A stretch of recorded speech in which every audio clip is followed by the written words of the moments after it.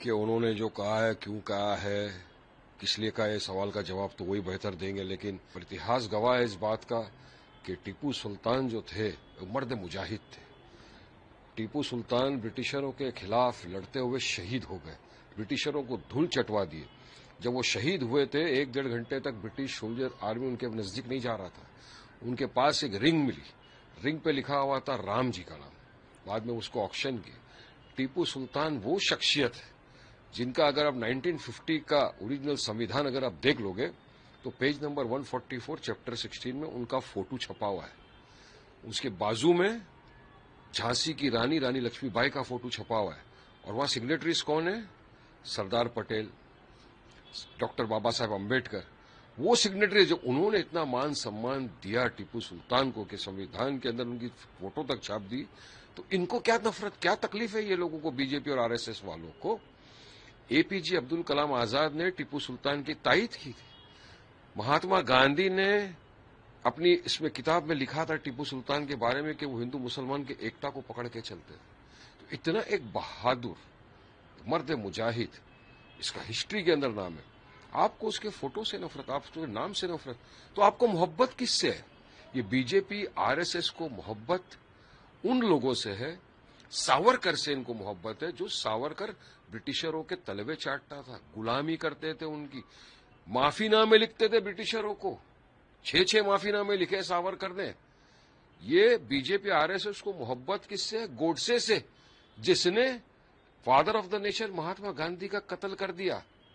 अब आप सोचिए, क्या ये लोग डॉक्टर बाबा साहेब अम्बेडकर, सरदार पटेल, एपीजे अब्दुल कलाम आजाद, क्या उनसे बड़े हो गए क्या ये लोग?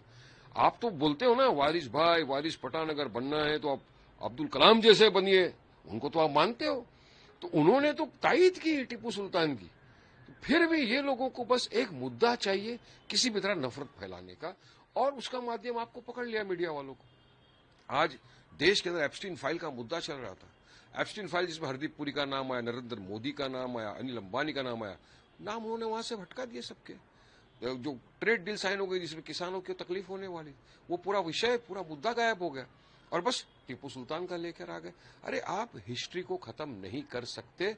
एक महान बहादुर मर्द मुजाहिद शख्सियत थी टीपू सुल्तान। लेकिन कहीं ना कहीं बीजेपी उसके लेकर प्रोटेस्ट कर रही थी। थोड़े दिनों पहले उन्होंने दादर स्टेशन के बाहर भी प्रोटेस्ट किया। ये बीजेपी की तो आदत है ना, बीजेपी की आदत है कि उनसे मोहब्बत करते हैं वो, जैसा मैंने बताया कि जो माफीनामे लिख रहे थे, जो ब्रिटिशरों की गुलामी कर रहे थे, उनसे मोहब्बत करते हैं।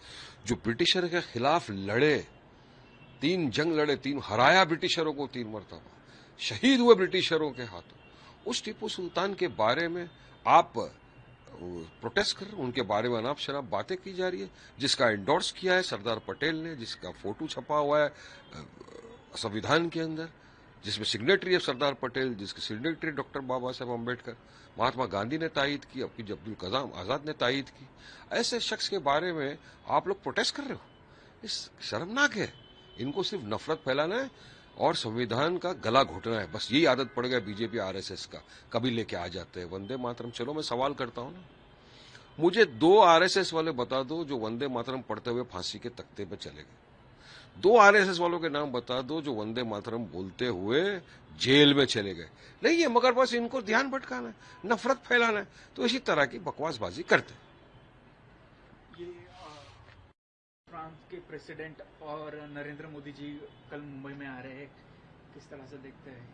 शायद मैं देखा मुंबई को, मैं तो चाहूंगा कि फ्रांस के प्रेसिडेंट बार-बार आए, दूसरे भी प्रेसिडेंट बार-बार आए और नरेंद्र मोदी रोज आए यहाँ पर, ताकि आज हम देख रहे हैं रास्ते के ऊपर साफ सफाई का अभियान चल रहा है, क्लीननेस हो रहा है, लॉ एंड ऑर्डर का बराबर से काम चल रहा है, हर जगह स्ट्रीट पोल लाइट का बराबर से कलरिंग हो रहा है, काम हो रहा है और पूरा ट्रैफिक रेगुलेशन हो रहा है। ये तमाम चीज तभी इनको याद आती है जब कोई फॉरेन डिग्नेटरी आ रहा होता है या भारत के प्रधानमंत्री नरेंद्र मोदी आ रहे होते हैं मुंबई में। तो मैं तो चाहूंगा मोदी जी रोज आओ, इनको काम पे लगाओ, काम काज देखो आज हो रहा है बराबर से, साफ सफाई मेंटेन सब किया जा रहा है।